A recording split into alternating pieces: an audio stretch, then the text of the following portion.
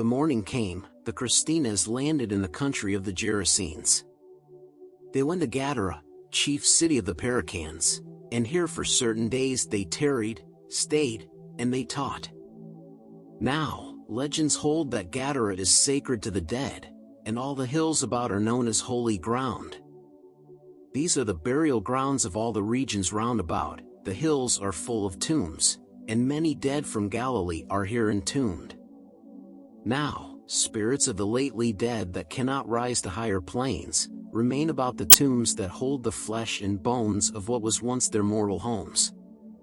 They sometimes take possession of the living, whom they torture in 100 ways. And all through Gadara were men obsessed, and there was no one strong enough to bring relief.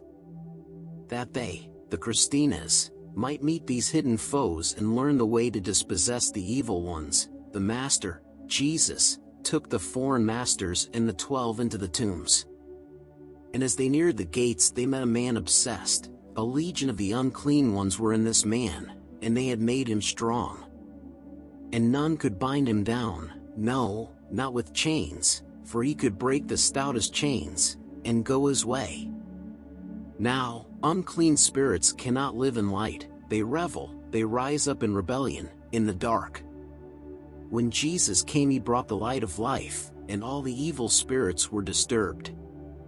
The leader of the legion and the man called out, "Thou Jesus, thou Emmanuel, you God with us, we beg that thou wilt not consign us, that you will not banish us to the depths, torment us not before our time." And Jesus said, "What is your number and your name?" The evil spirit said, "Our name is Legion, and our number is the number of the beast." And Jesus spoke, and with a voice that shook the very hills, he said, "Come forth, possess this man no more."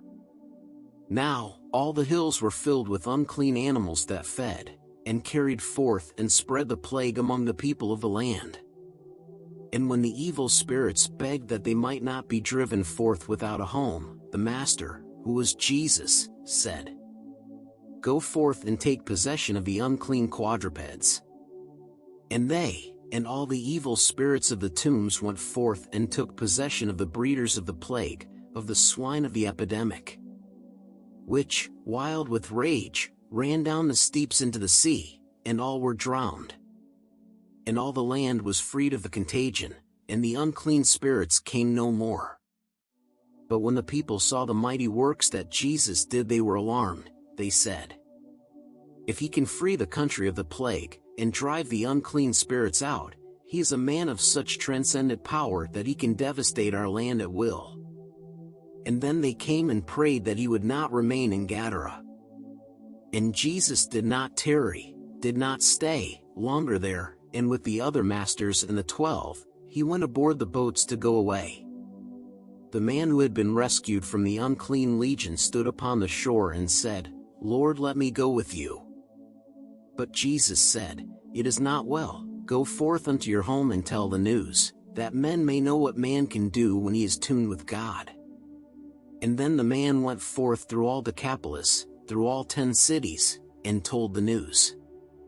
The Christinas sailed away, recrossed the sea, and came again into Capernaum.